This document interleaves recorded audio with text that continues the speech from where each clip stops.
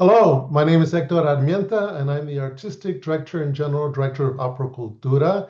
I have the great joy of introducing you to some incredible people, Olga Talamante, a Chicana activist, as well as Carla Lucero, a composer and librettist. So welcome to you both. Thank you, Hector. Thank Hi, you, everybody. Hector. So let me start with reading their bio. So Olga Talamante. Olga Talamante was born in Mexicali, Mexico, and moved to Gilroy, California at a young age, where her family worked in the fields. She went on to become one of the most courageous voices in the Chicano movement. As a young activist in Argentina, she was arrested and imprisoned during the early days of the country's brutal, dirty war. Her case drawing international attention and global solidarity campaign that ultimately won her release. Since then, she has spent decades as a leader in Chicana Latina empowerment and LGBTQ plus advocacy. She is currently writing a memoir about her life. Her story is also now an opera, as you know, and she's here to tell you why it still matters. Carla Lucero, who I've known for many years. Carla Lucero is a composer and librettist whose work is rooted in social justice and giving voice to silenced and marginalized communities. She gravitates toward biographical stories that challenge long-held stereotypes, especially stories centered on women. Her critically acclaimed operas include Warnos, Juana, Las Tres Mujeres de Jerusalén, Touch, Hello Star, and Tea have been produced by Opera UCLA, LA Opera, Opera Birmingham, Opera Parallel, Hawaii Opera Theater, and others, with support from Opera America, the NEA, and the Zellerbach Family Foundation. Beyond opera, she has composed for dance, including ballets for Marika Brussels Dance and Heidi Duckler Dance, and her chamber and vocal works have been performed by ensembles and orchestras internationally. So again, welcome. I'm so glad to have you guys here. Thank you. Thank you. Great All to be right, with you. great. So we're going to start with some questions, just a few, and then we'll see where it takes us. All right. So Olga, share us a bit more about your activism in the Chicana movement in the late 60s and 70s. Yeah. Uh, it started in high school.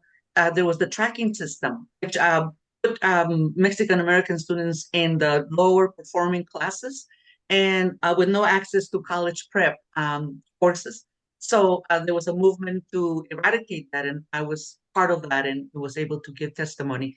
Then I went to UC Santa Cruz in 1969, where I became part of the Movimiento Estudiantil Chicano de Aztlán, of course, the lauded student movement of the Chicano movement, MECHA, and also became part of the Huelga Committee to support the United Farm Worker Unions.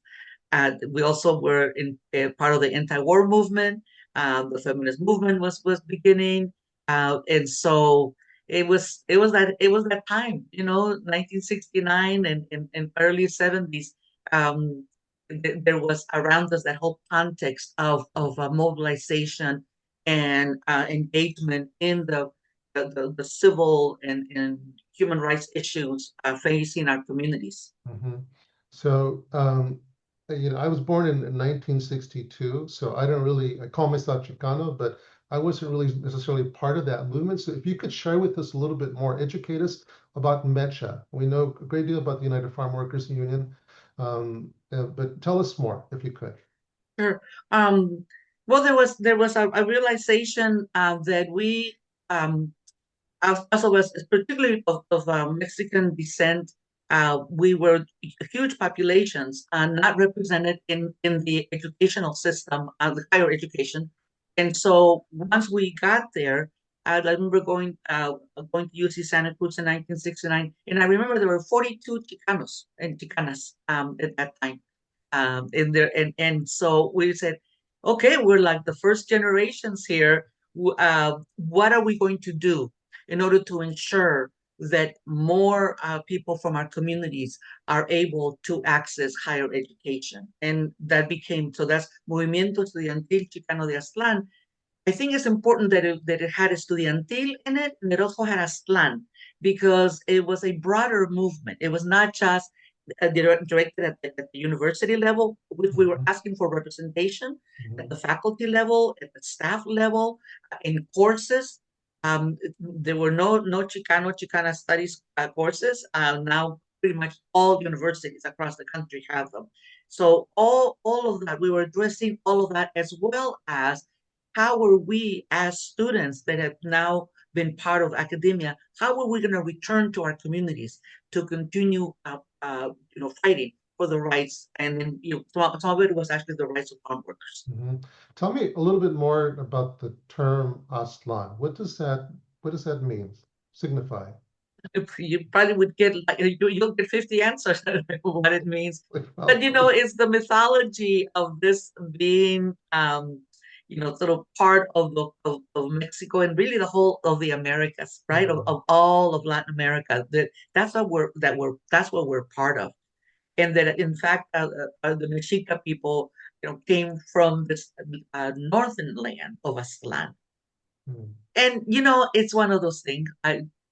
How you can prove or disprove things. There's also the fact that people came across the Bering Strait, and so we're actually descendant of Asian folks, and of course we all go back to Africa anyway, and so that's how we're all connected. And so, but Aztlan, more than anything, it gave us a home, because here's the situation, right? So we came from Mexico. Even our family, los puertos, you left, se fueron al otro lado. And then here we're not accepted. We're the beaners and we're the greasers. So that was forming our own identity and saying, this is our home. Aztlan is our home, and it is part of the Americas. And I'm saying that's one portion of it, and that's what spoke to me. So it was a way of empowerment for you and the other students, yes? Absolutely. Yeah. And also reaffirming our own identity. It's almost like you say, okay, you don't want us where we've left, and you don't want us where we have arrived. So that this is ours, and then choosing the term Chicano. Yeah. Because for me, because I identify again as how I think of what Chicano means, right? Is that we're born here, but we're not Mexican. We're not, quote, American, and how they use, how we won't go into that whole, that word American, but I mean, I think it's a very powerful way to explain who we are. Now, how did those years prepare you for what happened next in your life, and specifically, about what happened to you in the early 70s? And I think you know what I'm talking about. If you could share a little bit about that. Yes. All of that political formation had everything to do with why I ended up in Argentina, essentially, which is, I think, what you're referring to. And so, as we were demanding that there be classes on our history, that we're also demanding that there be the connection to the rest of Latin America. We didn't just drop from the sky. Like, we come from the ancestries of amazing cultures, right, throughout our Latin America. And so we were claiming that. And I believe that actually the Chicana movement, we were ahead of the times where, in terms of acknowledging our indigenous roots and claiming them. And many of our friends in Mexico actually say, saying to us now, it's like they're catching up to that, to claiming that. And I'm not saying, Can I just tell you before you go on, what do you mean by claiming? That we come from those origins. That we're mestizaje includes indigenous part of our lineage, and so so claiming it, embodying it, embracing it, and elevating it with all its glory and with all its power, cultural power, ancestral knowledge, and so on. That I'm really glad to see that it's more and more relevant, and also and more common for our peoples, again, throughout Latin America, to acknowledge that ancestry, because there was absolute efforts to erase that. to erase the indigenous component. That's why we didn't like the word Hispanic, because it claimed the Spanish part of our mestizaje. Yeah, it was a label given to us for lots of other reasons. Yeah. And I want us to continue about what happened in Argentina, but I want to later, maybe we have time, follow up about the difference between, and I don't know how to phrase this properly, so forgive, but the Chicana movement versus the Chicano movement. But I want to come back to that. But can you go back and tell us about what happened in Argentina? Yes. So I was a Latin American Studies major, and actually it was an independent major at that time when I graduated, or when you walk. So I had to get my diploma later, but it was an independent studies that several of us took, Latin American Studies, which now is a full on department and major and all of that. So we're glad that we were part of instituting that. And so as a Latin American Studies major, I studied Latin America and its literature, its history.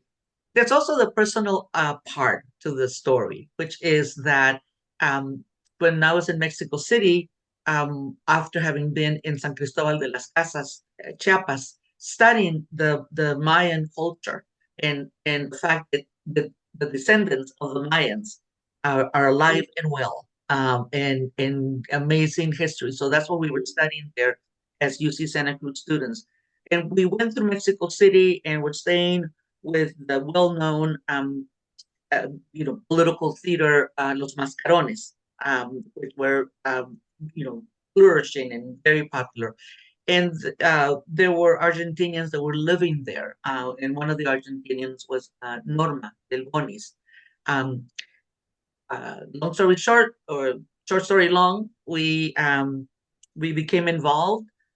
She went back to Argentina, and so we stayed in communication, and it turned out Argentina then had a democratically elected government in 1972. So I went there both to reunify with Norma, and also there was the political context that this was the time to go. There was a democratically elected government. Salvador Allende had also been elected in Chile. So there was this whole context in terms of the political part. But the personal part was also to reconnect with Norma. We ended up not being in a relationship after I went there. But once I was there, I became totally involved in the organizing in the barrios, in the neighborhoods, and became one of the organizers for Barrio San Francisco. So that was very fortuitous name that the barrio had, one of the poorest barrios in the city of Azul. And so as we were organizing, continuing to advocate and engage people in the movement, we were fighting for real specific needs, like having a first aid center in the barrio, because there was no medical services at all. Meanwhile, the government had turned repressive, and in November of 1974, I had only been there like a year and some months. I was arrested with some of the other comrades, and then spent 16 months in prison. Mm-hmm. I'm going to have to research the history, but am I wrong? Was that Pinochet? Pinochet was in Chile. Was in Chile, I'm sorry, I apologize. Yeah, what government, so what happened politically, real quickly? Yeah, real quickly, the progressive Perones were in the Perones, the government. Yes. It was the Perones, and then it turned into the right wing Perones basically, and then that's when the repression started. Eventually, they were deposed by the military coup that then happened in 1976. Meanwhile, when I got to Argentina in August, Allende was still in government, and then in September 11th, 1973. He was killed, and the military took over. And that was Pinochet. Pinochet was the general commanding the army forces that brutally and repressed the Chilean people, killed Allende, and installed itself in power for many years. Yeah, South America, Central America, yeah, and then the involvement of the well, the northern neighbor, Carla. So thank you. So I'm going to come back with some questions. I mean, you've got me thinking. I need to read more about history. You know, I'm getting a great class in education about history. Carla, so tell me, you know, and I've known you, as I mentioned earlier, I've known you for a lot of years. I know about your passion and your work, and particularly in telling the stories of women. Um, but what excited you specifically about writing the opera Chicanísima? Well, I think it starts off when I met Olga for the first time almost 20 years ago, I think, around there. And I saw her in action with CLF, Chicana Latina Foundation, and the impact she was having on young women's lives, in particular, those who wanted to further their education, giving scholarships to them. So that was just an amazing thing for me to see. And then she became the community engagement director for the development of WANA. And I barely knew her at this time, and she had agreed to do this, and that's how I met Ed, also her best friend, and who's also portrayed in the opera, and then Vola, the amazing Vola, her partner. Um, so I was I wanted to get to know more and more about Olga's life. And I was hearing all these things about Argentina and about her activism in college and it was like having like you were talking about being educating yourself about the history of the Chicano movement. That was it. I remember my grandparents were both farm workers before I was born, and migrant farm workers. So, I knew about their story, and when we were growing up, my parents would make sure we were boycotting the grapes and all of that. So we knew we were familiar with the United Farm Workers and what they were all about and what we needed to do to support them. And it was very personal to my grandparents as well.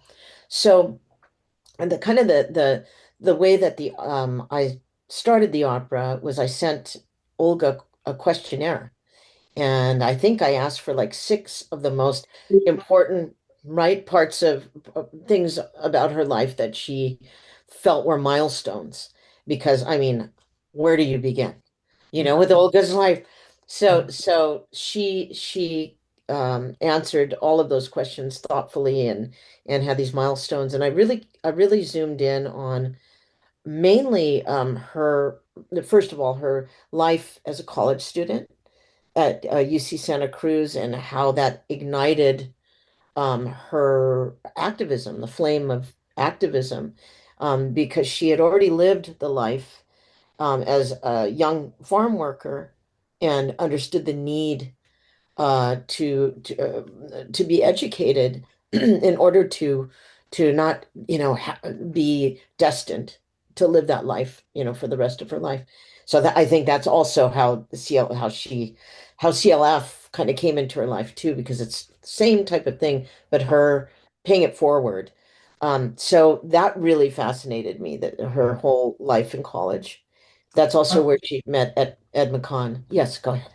no, no, no. Finish your sentence. Go ahead. Okay, that's where she met Ed McCon also, and they were activists together in college, and just learning more about that, about how that happened and the different organizations she and Ed were involved in, and then going out of the country, to also be activists, as Olga stated, Chiapas, and then later Argentina.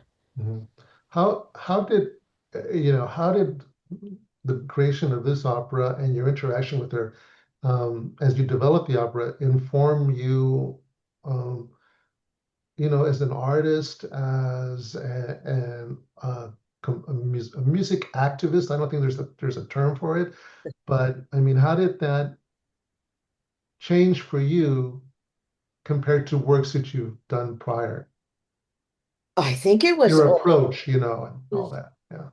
I think it was a validation because the thing I think I love Olga dearly, and the thing I most admire and love about her is that she never gives up. You know, she is still an activist. She's still involved in trying to improve people's lives, you know, specifically um, the Chicana and Chicano youth and you know, the LGBTQ community and where that intersects. You know, that for me, it just validated that I have to keep doing what I feel in my heart, and I have to keep trying to do good in the world. And Olga's my role model.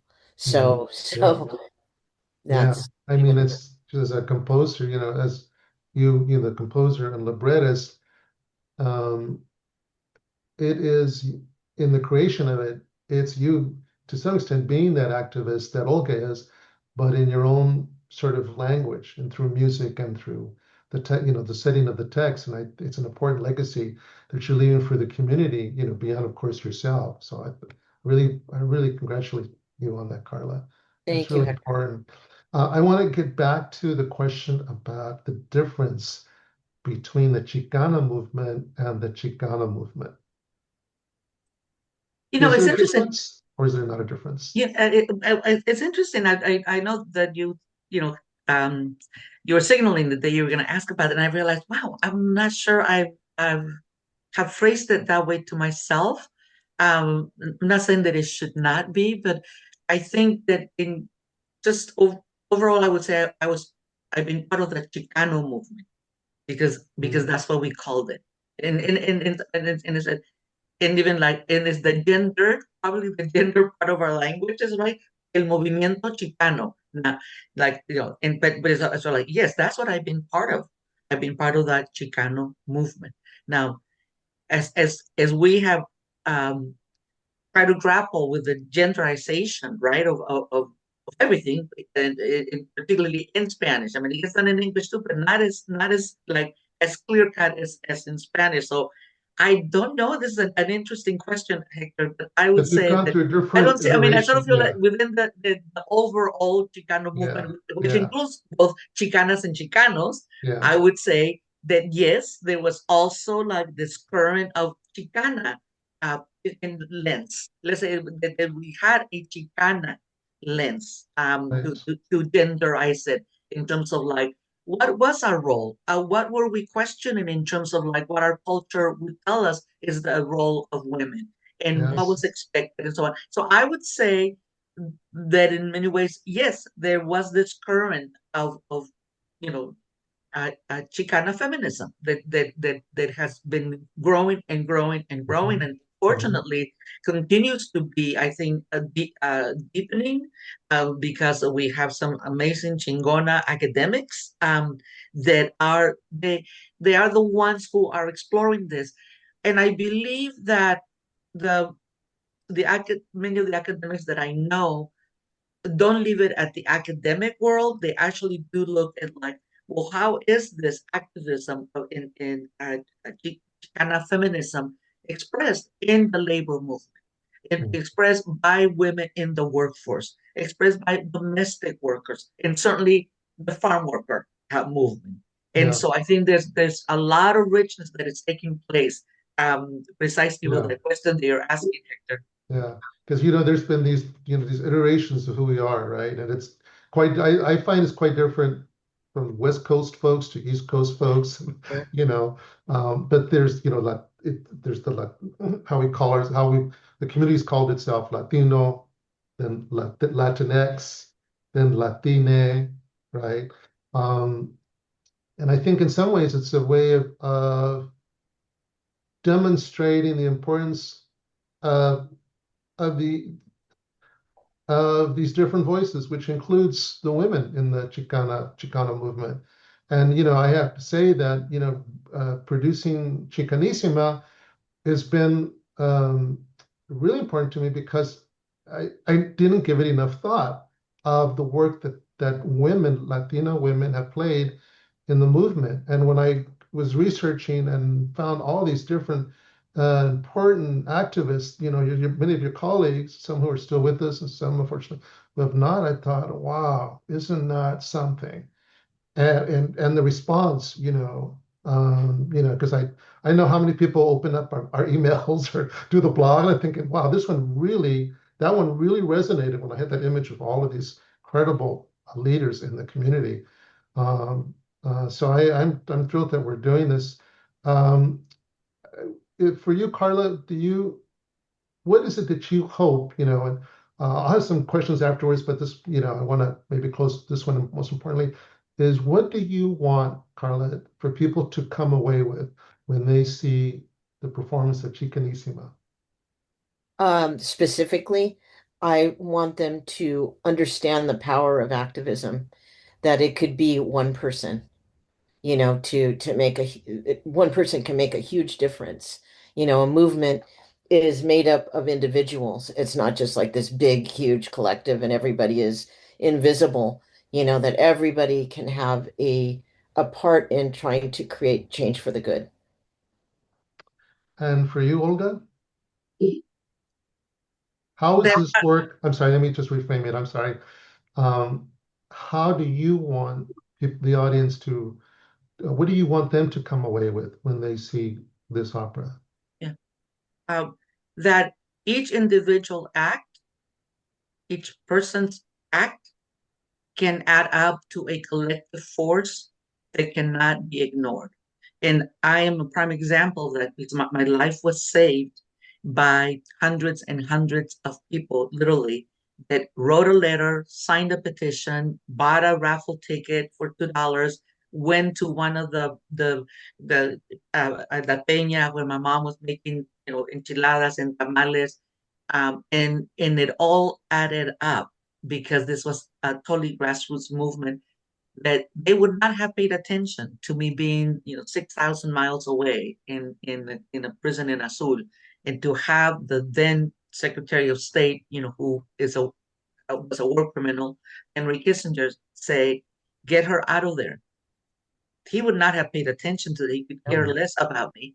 It was the power, the collective power of all those individual actions. And I would say that is so relevant to today, and it will be relevant forever because that is how we create change, by each one of us, playing a part that again becomes so massive that there's no way that they can stop it or ignore it.